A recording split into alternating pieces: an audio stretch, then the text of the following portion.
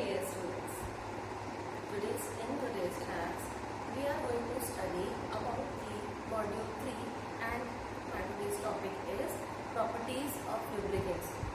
आज हम third module का टॉपिक जो प्रॉपर्टीज ऑफ lubricants है ये शुरू करेंगे, उसका डिस्कशन करेंगे। लुब्रिकेंट की बहुत सारी प्रॉपर्टीज होती हैं जो बताती हैं कि वो लुब्रिकेंट मतलब अच्छा लुब्रिकेंट है या नहीं, जैसे कि विस्कोसिटी है, फ्लैश पॉइंट, फायर पॉइंट है, क्लाउड कोर पॉइंट है, नीलिंग पॉइंट है, स्टीम इमल्शन नंबर है और भी बहुत प्रॉपर्टीज है। तो ये वो प्रॉपर्टीज हैं जिनसे हम ये पता लगाते हैं कि कोई लुब्रिकेंट अच्छा लुब्रिकेंट है या नहीं, या उसकी वो पर्टिकुलर प्रॉपर्टी क्या होना चाहिए, या उस पर्टिकुलर प्रॉपर्टी की क्या यूजफुलनेस है या क्या रिक्वायरमेंट है उस लुब्रिकेंट में। हम आज डिस्कस करने वाले हैं पहली प्रॉपर्टी जिसका नाम है विस्कोसिटी एंड विस्कोसिटी इंडेक्स।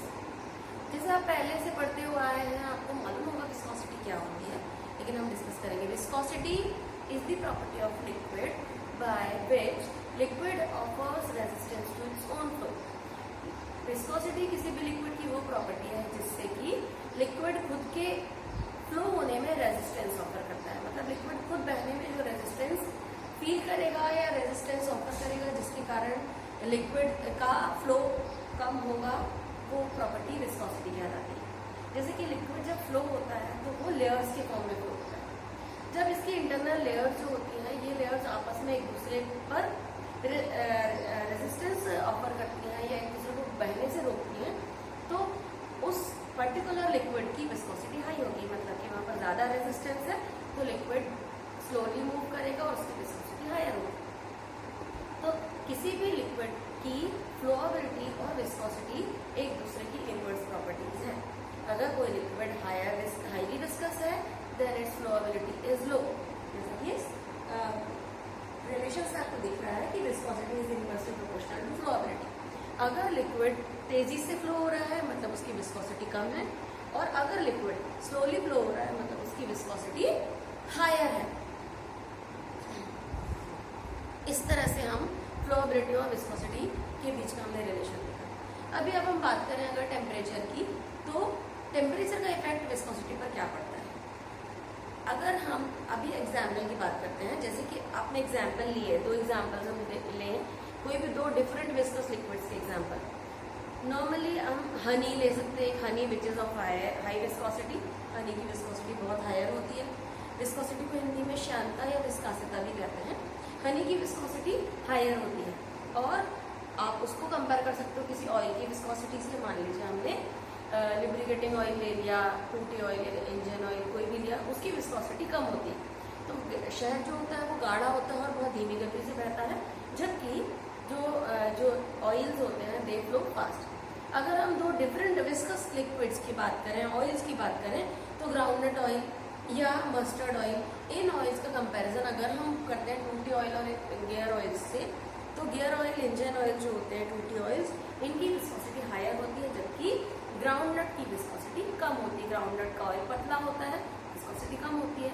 जो ऑयल गाढ़ा होगा, थिक होगा, उसकी विस्कोसिटी ज्यादा होती है। तो यहाँ पर हम अगर टेम्परेचर के इफेक्ट को देखते हैं, तो इंक्रीज करने पर, टेम्परेचर इंक्रीज करने पर ऑयल की विस्कोसिटी डिक्रीज होती है। टेम्परेचर बढ़ाते हैं तो लिक्विड की इंटरनल लेयर्स के बीच का रेजिस्टेंस कम हो जाता है और लिक्विड जो है वो पतला होने के साथ इजीली फ्लो होने लगता है और उसकी विस्कोसिटी डिक्रीज हो जाती है। तो ये था विस्कोसिटी। विस्कोसिटी इंडेक्स दूसरी प्रॉपर्टी है जो कि विस्कोसिटी पर टेम्परेचर के इफेक्ट को शो करती है। ये एक तरह का एम्पेरिकल नंबर है या आर्बिट्रेरी स्केल है which shows the effect of temperature on viscosity of oil।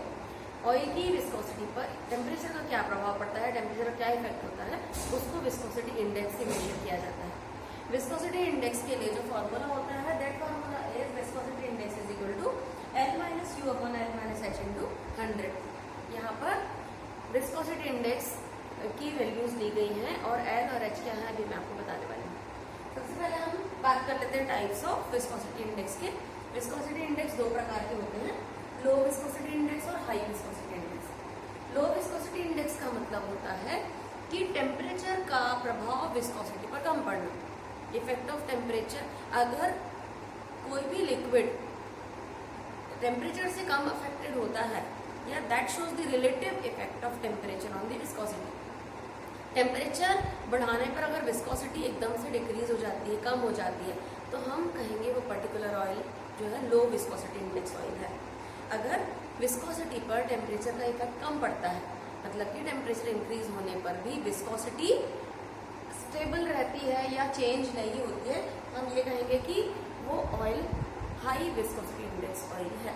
तो किसी भी लुब्रिकेंट के लिए ये डिजायरेबल होता है कि उसमें आने वाला lubricating oil high viscosity index का ऑयल हो, जिससे कि उस पर्टिकुलर लुब्रिकेंट को जब मशीन पर अप्लाई किया जाए तो मशीन में जिस पोजीशन पर उसको लगाया गया है, जहाँ भी उसको एज ए लुब्रिकेंट यूज किया गया है, वो टेम्परेचर से अफेक्टेड ना हो और टेम्परेचर से इफेक्ट ना हो उस पर, और वो अपनी ही जगह पर बना रहे, अपनी जगह से मूव ना करे।